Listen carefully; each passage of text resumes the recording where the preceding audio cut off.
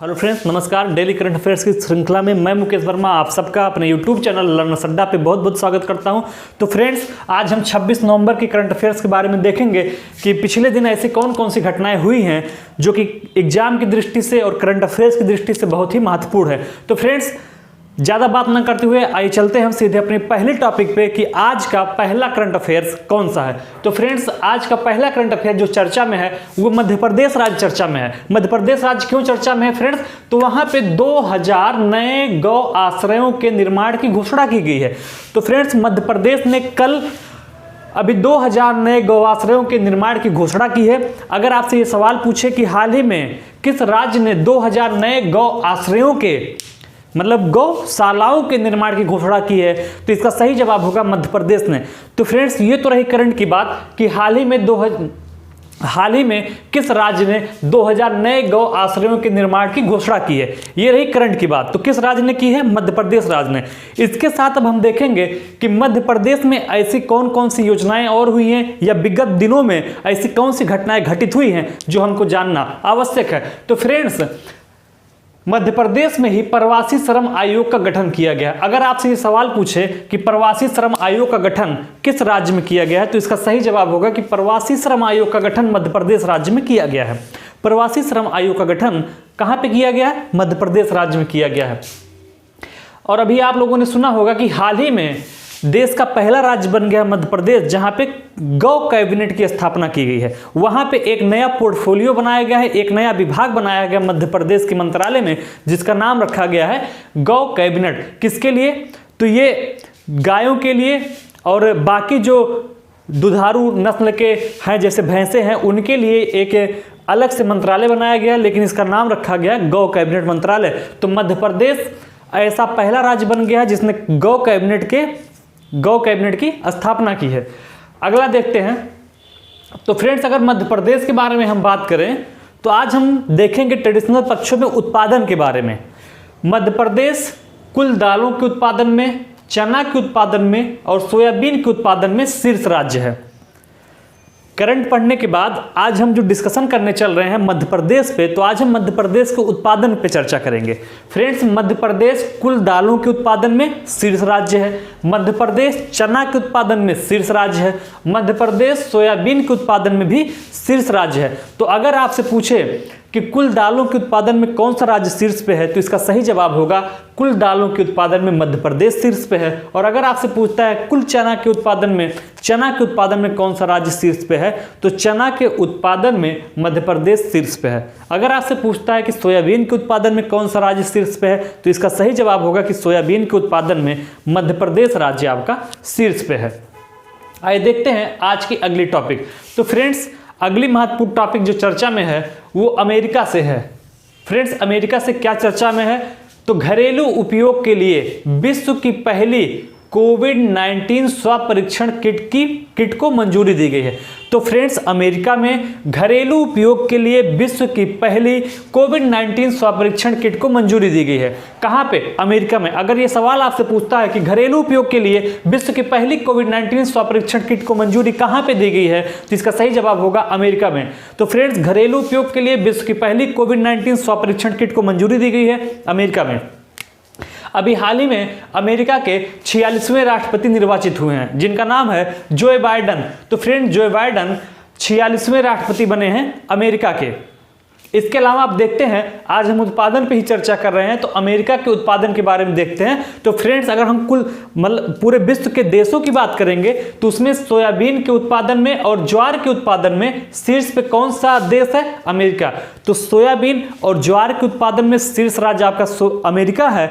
और अगर सोयाबीन के उत्पादन में हम राज्यों की बात करें भारत की, तो उसमें पहला स्थान किसका है? अभी हमने थोड़ी देर पढ़ा था मध्य प्रदेश का। ओके फ्रेंड्स, तो सोयाबीन और ज्वार के उत्पादन में शीर्ष राज्य अमेरिका है। और अगर हम बात करते हैं कुल अनाजों की, सेब की और दूध की, तो इनके उत्पादन में अमेरिका को द्वितीय स्थान प्राप्त है। कौन सा स्थान प्राप्त है? द्वितीय स्थान। अर्थात कुल अनाजों के उत्पादन के मामले में अमेरिका सेकंड स्थान पे है, सेब के उत्पादन में अमेरिका सेकंड स्थान पे है और दूध के उत्पादन में भी अमेरिका सेकंड स्थान पे है। अगर पहले स्थान की बात की जाएगी तो सोयाबीन और ज्वार के उत्पादन में शीर्ष पे है कौन? अमेरिका। इसके अलावा अगर वहाँ के कुछ और क्षेत्रों पे चर्चा करें कि कौन से ऐसे मरुस्थल या पर्वत स्थित है वहाँ पे, तो फ्रेंड्स अमेरिका में सोनोरन मरुस्थल स्थित है। कौन सा मरुस्थल? सोनोरन मरुस्थल। तो फ्रेंड्स सोनोरन मरुस्थल कहाँ पे है? तो सोनोरन मरुस्थल आपका अमेरिका में स्थित है। आइए देखते हैं अगला टॉपिक, स्वात। स्वात एक स्थान का नाम है फ्रेंड जो कि पाकिस्तान में है। तो स्वात चर्चा में क्यों है? स्वात पाकिस्तान का एक स्थान है जो हाल ही में चर्चा में है। तो फ्रेंड चर्चा में इसलिए है कि वहाँ पे 1300 वर्ष पुराना भगवान विष्णु का मंदिर खोजा गया है। अगर आपसे पूछे कि हाल ही में किस स्थान पे भगवान विष्णु का 1300 वर्ष पुराना मंदिर खोजा गया है, तो इसका सही जवाब होगा स्वात में। स्वात कहाँ पे है, किस देश में है? पाकिस्तान में है। फिर से मैं दोहरा रहा हूँ, अगर आपसे सवाल पूछता है कि 1300 वर्ष पुराना भगवान विष्णु का मंदिर कहाँ पे खोजा गया है, तो इसका सही जवाब होगा पाकिस्तान में, और उस स्थान का नाम है स्वात, जहाँ पे ये श्री भगवान विष्णु का मंदिर खोजा गया है। तो 1300 वर्ष पुराना भगवान विष्णु का मंदिर पाकिस्तान के स्वात नामक स्थान पे खोजा गया है। अब बात जब पाकिस्तान की आई है तो देख लेते हैं भारत और पाकिस्तान को कौन सी रेखा अलग करती है। तो फ्रेंड्स रेड क्लिफ रेखा भारत और पाकिस्तान को अलग करती है। कौन सी रेखा? Radcliffe line. इसके अलावा पाकिस्तान को एक अन्य नाम से भी जाना जाता है, पाकिस्तान को नहरों का देश कहा जाता है। तो फ्रेंड्स पाकिस्तान को नहरों का देश कहा जाता है। अगर आपसे कभी एग्जाम में पूछे कि नहरों का देश किस देश को कहा जाता है, तो इसका सही जवाब होगा पाकिस्तान को नहरों का देश कहा जाता है। तो फ्रेंड्स करंट की दृष्टि से क्या इंपॉर्टेंट था? करंट अफेयर की दृष्टि से यह महत्वपूर्ण है कि 1300 वर्ष पुराना भगवान विष्णु का मंदिर खोजा गया है पाकिस्तान के स्वात नामक स्थान पे। इसके बाद हमने भारत और पाकिस्तान को अलग करने वाली रेखा रेड क्लिफ रेखा के बारे में पढ़ा। इसके अलावा हमने पाकिस्तान का एक अन्य नाम जाना कि नहरों का देश के नाम से भी पाकिस्तान फेमस है, क्योंकि वहाँ पे बहुत ढेर सारी नहरें हैं, इसलिए पाकिस्तान को नहरों का देश भी कहा जाता है। आइए देखते हैं आज की अगली टॉपिक कौन सी है। फ्रेंड्स अगली टॉपिक आपका है आनंदा ऐप। तो फ्रेंड्स आनंदा ऐप किसने लॉन्च किया है पहले ये जान लीजिए। तो LIC की पहली डिजिटल ऐप है ये। तो LIC ने अपनी पहली डिजिटल ऐप लॉन्च की है जिसका नाम है आनंदा ऐप। तो अगर आपसे सवाल पूछता है कि आनंदा ऐप को किसने लॉन्च किया है, तो आनंदा ऐप को LIC ने लॉन्च किया है, जो कि LIC की पहली डिजिटल ऐप है, इसको लॉन्च किया गया है। आनंदा का फुल फॉर्म देख लीजिए। तो आनंदा का फुल फॉर्म है आत्मनिर्भर agent new business digital application.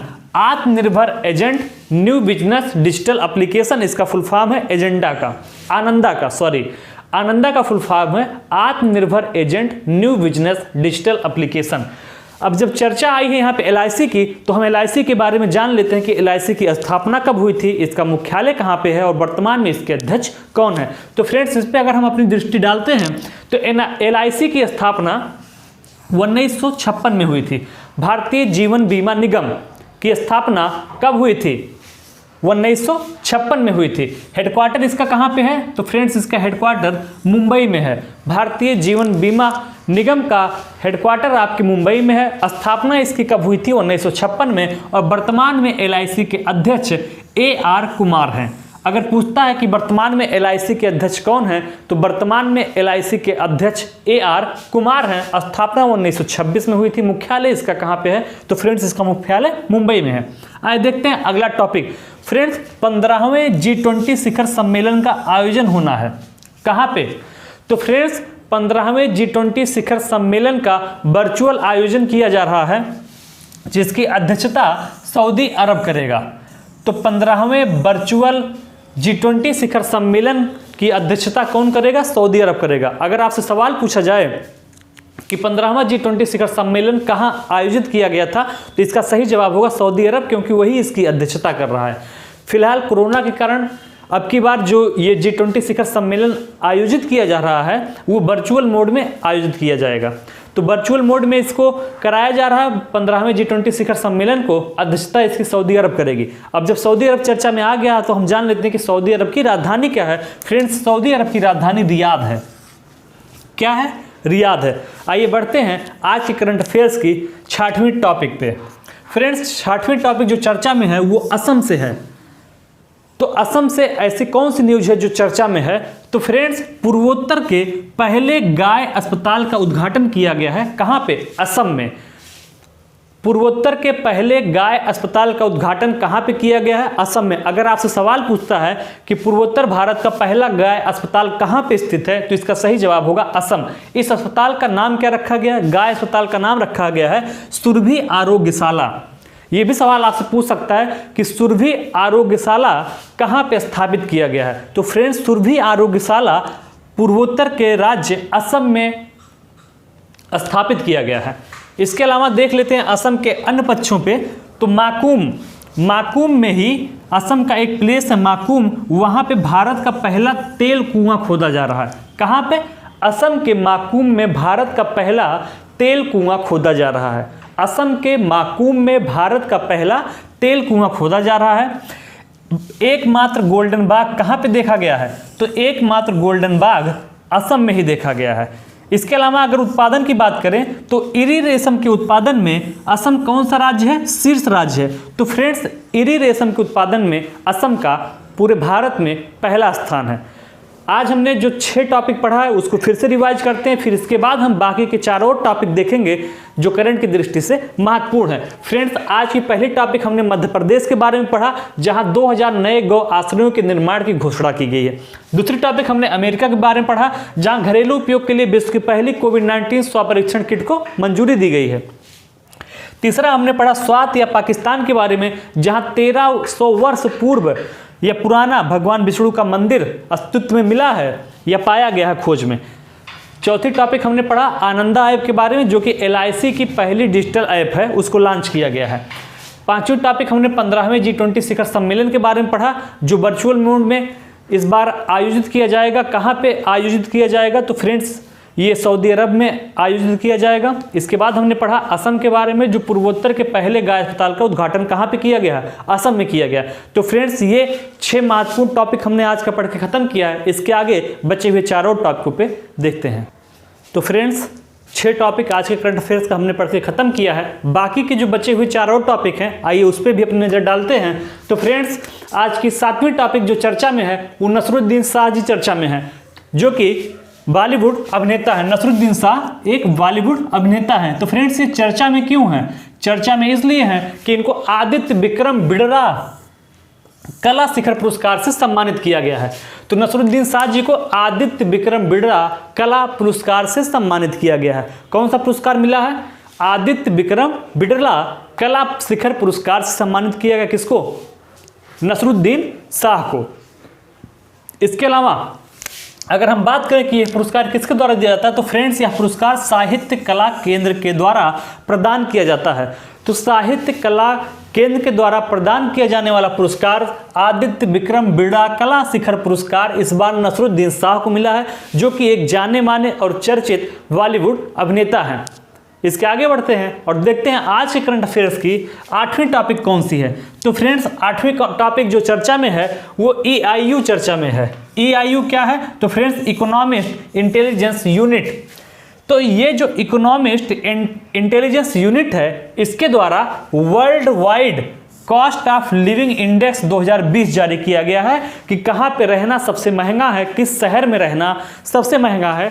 तो एक रिपोर्ट इस पे जारी की गई, किसके द्वारा? इकोनॉमिस्ट इंटेलिजेंस यूनिट के द्वारा world wide cost of living index 2020 जारी किया गया है, जिसमें शीर्ष पे कौन है? हांगकांग है, और दूसरे नंबर पे आपका पेरिस है। तो शीर्ष पे हांगकांग है और दूसरे नंबर पे पेरिस है, जहाँ पे रहना सबसे महंगा है। बात आई है EIU अर्थात इकोनॉमिस्ट इंटेलिजेंस यूनिट की, तो हम देख लेते हैं कि EIU की हेडक्वार्टर कहाँ पे है। फ्रेंड्स, EIU जो यह रिपोर्ट जारी करती है उसका हेडक्वार्टर लंदन में है, और अगर इसकी स्थापना की बात करें तो 1946 में इकोनॉमिस्ट इंटेलिजेंस यूनिट की स्थापना की गई थी। हेडक्वार्टर इसका लंदन में है, और इसके द्वारा world wide cost of living index 2020 जारी किया गया है, जिसमें पहला स्थान आपके हांगकांग को मिला है और दूसरा स्थान पेरिस को मिला है। अब आइए आगे बढ़ते हैं और देखते हैं आज की करंट अफेयर्स की 9वीं टॉपिक कौन सी है। तो फ्रेंड्स, स्कॉटलैंड चर्चा में है। क्यों चर्चा में है स्कॉटलैंड? तो स्कॉटलैंड इसलिए चर्चा में है कि दुनिया की पहली हाइड्रोजन संचालित डबल डेकर बस लॉन्च की गई है। कहाँ पे? स्कॉटलैंड में। तो फ्रेंड्स अगर आपसे सवाल पूछे कि दुनिया की पहली हाइड्रोजन संचालित डबल डेकर बस कहां पे लॉन्च की गई है, दुनिया की पहली हाइड्रोजन संचालित डबल डेकर बस कहां पे लॉन्च की गई है, तो इसका सही जवाब होगा स्कॉटलैंड में लॉन्च की गई है। फिर से मैं दोहराता हूं, दुनिया की पहली हाइड्रोजन संचालित डबल डेकर बस कहां पे लॉन्च की गई है, तो फ्रेंड्स इसका सही जवाब है स्कॉटलैंड। अब स्कॉटलैंड चर्चा में आया है तो देख लेते हैं कि स्कॉटलैंड की राजधानी क्या है। तो एडिनबर्ग स्कॉटलैंड की राजधानी है। अगर कभी आपसे एग्जाम में पूछे तो आप इसको सही करके आएंगे, स्कॉटलैंड की राजधानी है एडिनबर्ग। दुनिया की पहली हाइड्रोजन संचालित डबल डेकर बस लॉन्च की गई कहां पे, स्कॉटलैंड में, याद रखिएगा। आइए बढ़ते हैं आज के 10वें और अंतिम टॉपिक पे। चर्चा में है सुधा मूर्ति। तो फ्रेंड्स सुधा मूर्ति क्यों चर्चा में है, इसलिए चर्चा में है कि 21वें लाल बहादुर शास्त्री पुरस्कार से इनको सम्मानित किया गया है।